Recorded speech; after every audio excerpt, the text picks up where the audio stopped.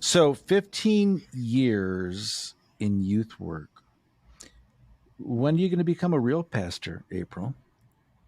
Oh, maybe when I grow up someday. Isn't that just crazy? Like, my whole tribe are youth workers. I've been in youth ministry for 32 years. I always say that I'm a senior pastor, but I'm really a youth pastor disguised as a senior pastor. It's my secret identity. Yeah, Yes. I think most senior pastors would be better off if they pastored people like they were middle schoolers, because the truth is, we all still are. Yeah. We've just Yeah. learned how to don the mask, right? Hmm. But Yep. inside, I'm still 13, 14. And there's parts of that I don't know that we outgrow. But do you Yeah. ever, talk about your authentic self. Do you ever feel that, like, you're discounted, even though you love what you do so much, you pour everything into it, you shepherd and pastor kids? You ever feel, and it's kind of a trick question, not even a trick question, just I know the answer to it, but you ever feel like you're discounted in your job? Yeah. Um, there's been, I could have a journal full of stories of getting to know people at ministry events or conferences. And, oh, what do you do? Oh, I work with middle school students, and I'm a youth worker, and I do youth ministry. And, oh, so just middle school.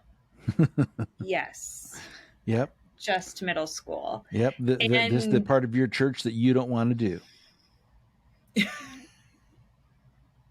and we don't want you either. No, I'm kidding. Not with that attitude.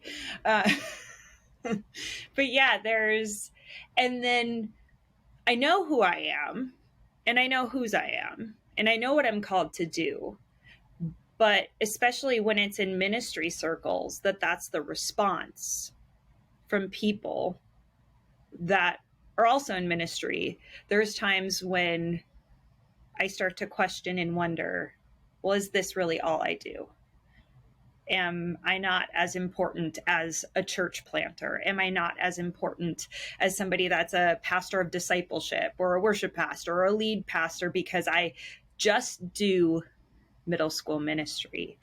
And that's where I feel I have to check myself before I wreck myself, to say, where am I finding my identity?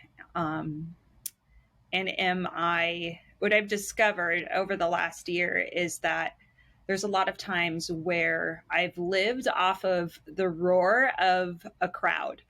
Not like I'm Taylor Swift on her Eras tour standing in front of a bazillion people, but where I live for that applause. I live for that affirmation. And so when those moments come up of, oh, you just do middle school ministry, it's like I get sucked right back into that. Oh, but are you sure? Are you sure you're good enough? Are you sure that you have value and worth and purpose? And yeah.